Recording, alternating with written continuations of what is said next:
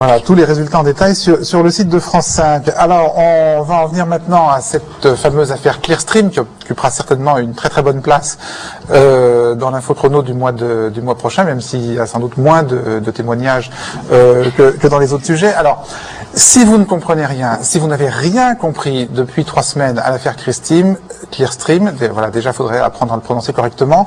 Ne vous inquiétez pas, c'est normal, mais ça se soigne. C'est ce que nous allons tenter de faire pendant cette émission, donc avec vous, Perrine Dutreil, en commençant par distinguer, puisqu'en fait, il y a plusieurs affaires Clearstream, il y en a 2. Oui, et en toute logique, on va commencer par la deuxième. Alors, tout commence avec une liste informatique de comptes bancaires contenus dans la société Clearstream. Alors, juste pour bien comprendre, en 2 mots, qu'est-ce que la société Clearstream, basée au Luxembourg? C'est une sorte de banque des banques dont le rôle est de simplifier les échanges entre les banques. Mais on y reviendra tout à l'heure. Alors, Denis Robert, vous avez enquêté sur cette société et vous aviez donc ce listing en votre possession. En mars 2003, vous donnez ce listing à Imad Laoud, un informaticien réputé, ancien agent de change, susceptible selon vous de vous aider à décrypter ce listing. Que se passe-t-il alors ? Est-ce qu'Imad Laoud falsifie ce listing? C'est-à-dire, est-ce qu'il lui ajoute des noms de personnalités qui détiendraient des comptes chez Clearstream? Est-ce qu'il donne ce listing à Jean-Louis Gergorin, vice-président de EADS qui construit Airbus et Ariane? La question reste encore aujourd'hui en suspens. Quoi qu'il en soit, on sait que Jean-Louis Gergorin est en possession très tôt d'un listing falsifié. Donc, en novembre 2003, il le donne au général Philippe Rondeau, un agent secret. Le 9 janvier 2004, Philippe Rondeau et Jean-Louis Gergorin se retrouvent dans le bureau de Dominique de Villepin, alors ministre des Affaires étrangères. Tous les deux sont proches de Dominique de Villepin et ils se retrouvent ce jour-là au Quai d'Orsay pour évoquer les informations contenues dans ce listing. Par ailleurs, quelques mois après cet entretien au Quai d'Orsay, un corbeau, joli corbeau, admirez le travail, un corbeau envoie entre mai et juin 2004 au juge Van Ruymbeck 2 listings Clearstream, dont l'un semble être le même que celui qu'on vient d'évoquer. Alors, depuis 3 semaines, nos confrères de télévision multiplient les rétrospectives sur l'affaire et tentent, comme on essaye de le faire là, de rendre les choses intelligibles. Alors, tout commence le 15 avril dernier. Une enquête est en cours pour découvrir donc qui est le fameux corbeau qu'on vient de voir. Et là, information choc, dans le cadre de cette enquête, le ministère de la Défense a été perquisitionné et ça fait l'ouverture des JT.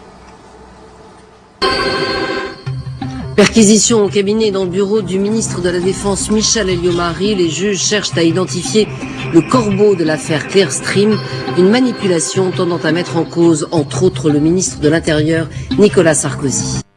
Alors apparaissent ensuite dans les JT les principaux protagonistes de l'affaire que l'on vient de voir dans notre jolie petite infographie. On découvre donc Imad Laoud, ici lors d'une conférence de presse avec son avocat, où il se défend d'être le corbeau.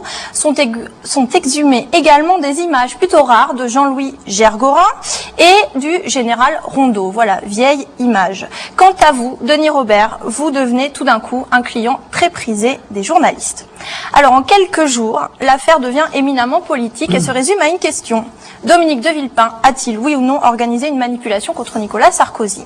Les JT vont donc s'intéresser au duel entre ces 2 hommes, à grand renfort d'images de poignées de main très souriantes qui tranchent avec une réalité autrement plus tendue.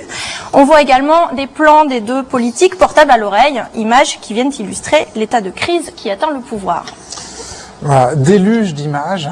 Alors vous êtes plutôt d'abord vous habitez la province, vous habitez Metz en Lorraine. Vous êtes plutôt un solitaire du journalisme j'ai beaucoup d'amis et de l'investigation.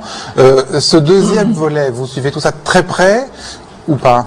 Toutes ces images, vous les avez vues, vous les regardez tous les soirs? Les images, pas trop, parce que j'étais pas en France quand il y a eu le gros truc. Mais évidemment, je lis la presse, je suis ça d'assez près, et j'essaie de décrypter et de comprendre pourquoi ça s'emballe autant.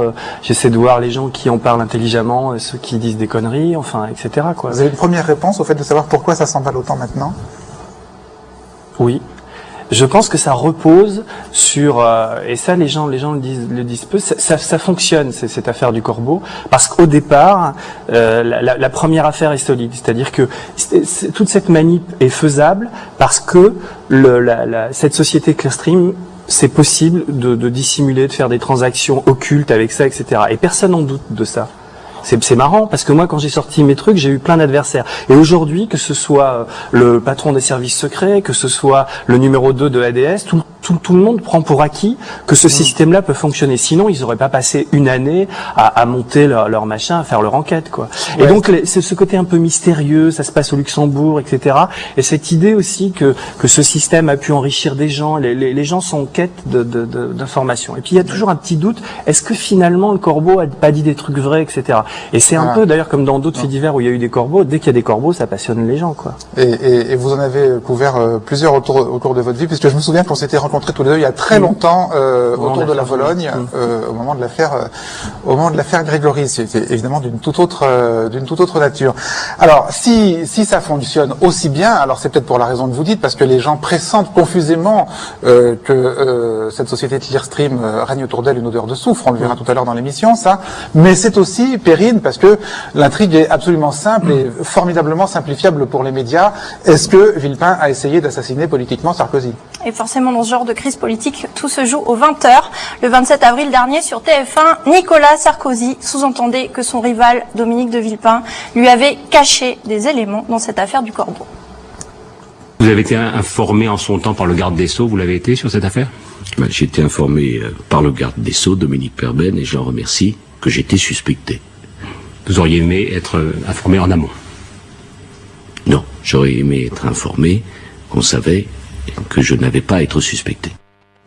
Le lendemain, Dominique de Villepin dit qu'il n'a jamais demandé d'enquêter sur Sarkozy dans cette affaire. Commence alors une véritable bataille de scoop dans la presse écrite. Le Monde, le 28 avril, révèle que le général Rondeau, dont on a parlé tout à l'heure, a affirmé au juge que Dominique de Villepin, lors de la fameuse réunion du 9 janvier 2004, lui a bien demandé d'enquêter sur des personnalités politiques et a précisé que le nom de Nicolas Sarkozy avait alors été évoqué.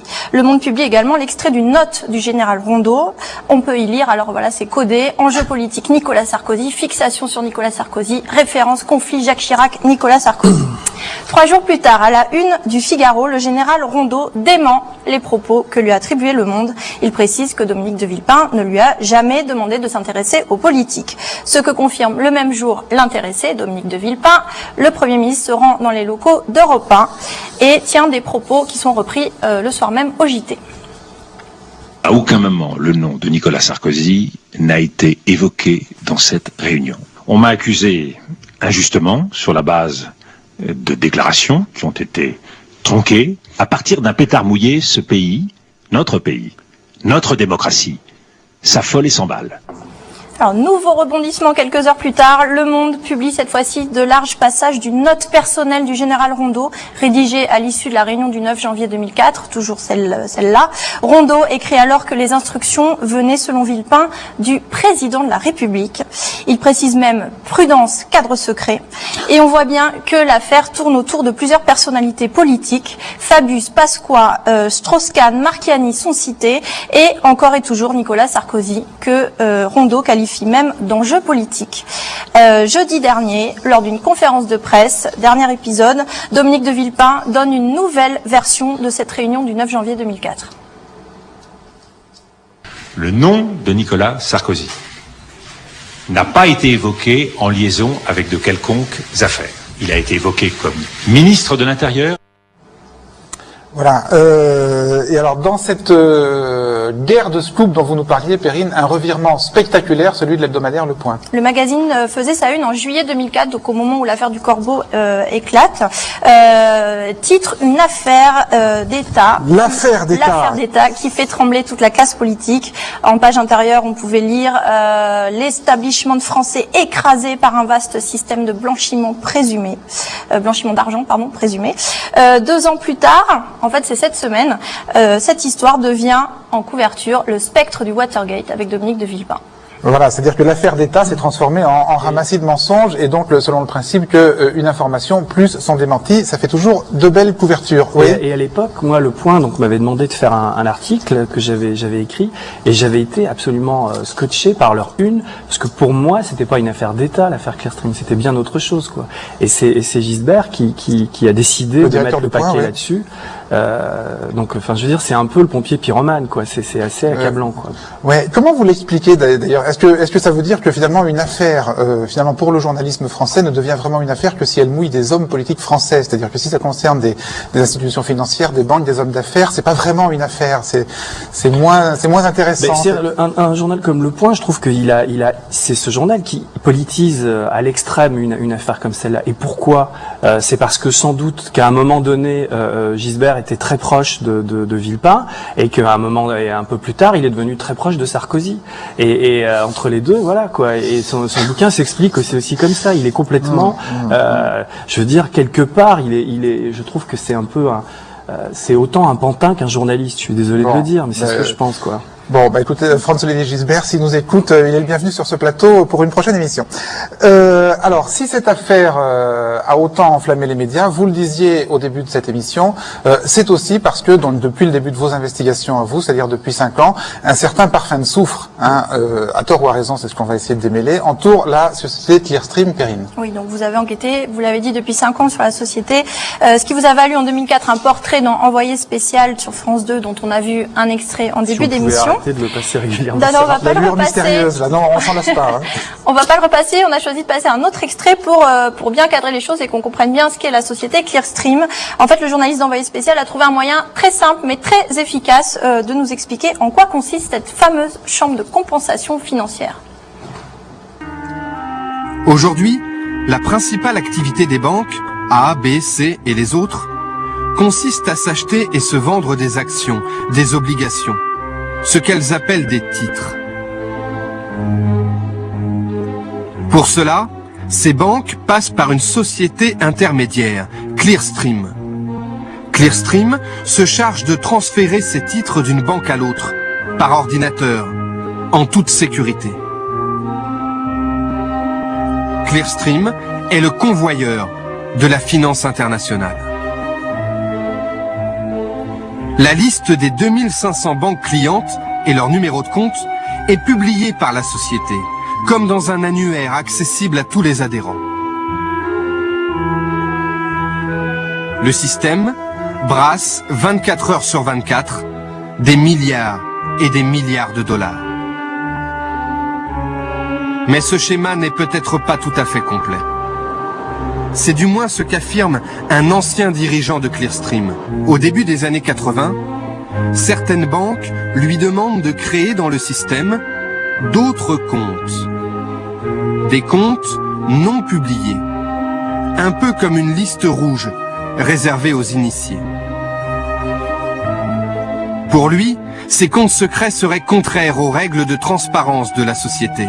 Ils permettraient toutes les dérives.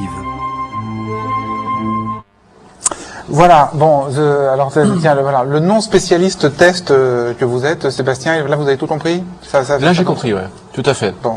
Ce que je ne comprenais pas jusqu'à voir cette séquence-là, je viens de le comprendre en voyant l'infographie de Perrine tout à l'heure, c'est que sur le dessin il y avait un certain nombre d'étapes dans l'affaire. On commençait par votre enquête et puis ensuite cet informaticien et un certain nombre d'étapes. Là il y en a 5 et après on cite 2 ou 3 événements et on arrive à ce qu'on appelle la masse critique d'informations assimilables par le cerveau, qui est 7 éléments. Des expériences qu'on fait par exemple. Attendez, on peut pas emmagasiner plus de 7 éléments. Quand on demande à des gens, par exemple, de visiter des appartements et de retenir les adresses, les prix, on voit qu'à partir de 7 informations concernant le prix d'un on oublie et on s'en détache plus.